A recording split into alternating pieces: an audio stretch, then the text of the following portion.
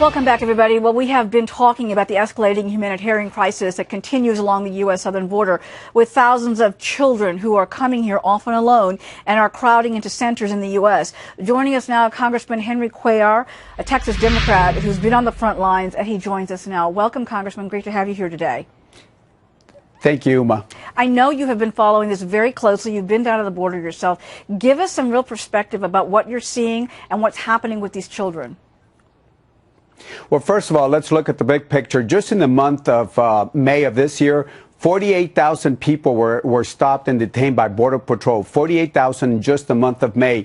And about 9,700 of them were kids with no parents at all.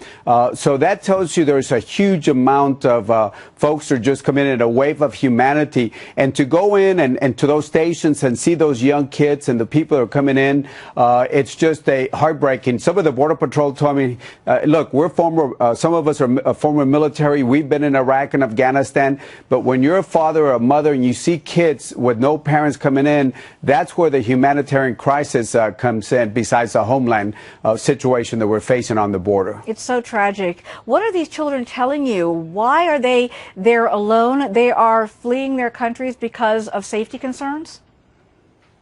They gave me two basic reasons. One was the economics, and number two, the violence. You know, they told me stories about people being killed and saying, one father that I was talking to, he had his son in his arms. They said, if you don't give us your son to join our gang, we're going to kill him by tomorrow. And that's where he said, that's it, I'm leaving.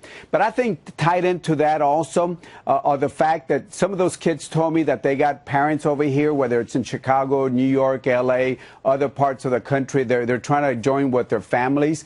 But the other thing is the bad guys, the smuggling organizations, are telling those people in those three countries, Guatemala, El Salvador, Honduras, that if you come over as a woman or a pregnant woman, a woman with a child, should I say, you can come in and they're going to give you a notice to appear, a permiso in Spanish. And that means with that piece of paper, you can pretty much travel anywhere in the United States. And that's the misinformation that's going on. But practicality, that's what we have to change it. You know, Uma, let me just say this quickly. I've told the Obama administration since last month, and I wrote them a very detailed letter as to what we need to do. And a lot of the things that I've requested, they're starting to do now. But when they bring in the immigration judges down here at the border, we got to make sure that we send a message to those countries that people can't just come here and stay here, but they are going to be returned after they're given their immigration hearings. You know, it's a big mess, and I know that the Border Patrol agents have been stretched to the max, with so many of them serving as babysitters and child care workers because there's no one else there to take care of these kids, and they're not even there to take care of more urgent business of making sure our borders are protected and seizing drugs at the border.